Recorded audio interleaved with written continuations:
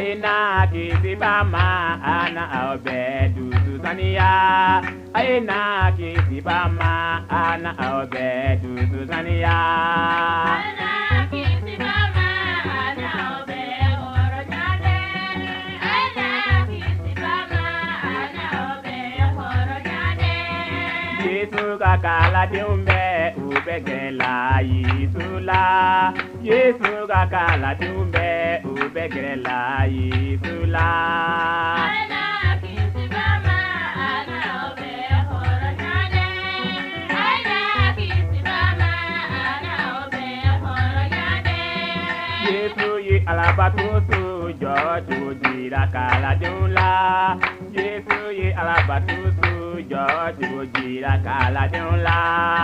Aina kisi bama ana aobe horo nyade.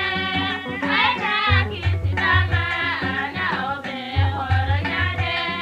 Kala diunye Yesu nyininga dinye la bata masiola. Kala diunye Yesu nyininga dinye la bata masiola. Aina kisi bama ana aobe horo nyade. Aina kisi bama ana aobe horo nyade. Yesu ya fauye aye aoyere koloside. Yesu ya fauye aye aoyere koloside. Aina kisi bama ana aobe horo nyade. Aina kisi bama ana aobe horo nyade. Yesu ya fauye auna kele kumagamede. Yesu ya fauye auna kele kumagamede. Aina kisi bama ana aobe horo nyade.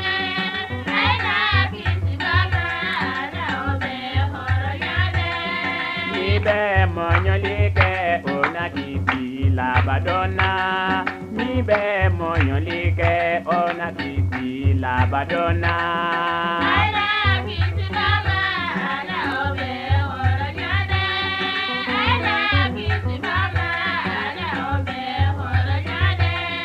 Danabao anga jija anga aladeli tumapela. Danabao anga jija anga aladeli tumapela. Aina kisi bama ana aobe horo nyade. Aina kisi bama ana aobe horo nyade. Danabao anga era obesoro Yisufe. Danabao anga era obesoro Yisufe. Aina kisi bama ana aobe horo nyade. Aina kisi bama ana aobe horo nyade. Ambeka alatano amatiki Yisutola. Ambeka alatano amatiki Yisutola. Aina kisi bama ana aobe horo nyade. Aina kisi bama ana aobe horo nyade.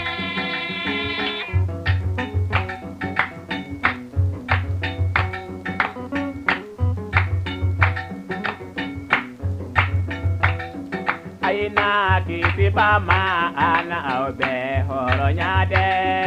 Aina kisi bama ana aobe horo nyade. Aina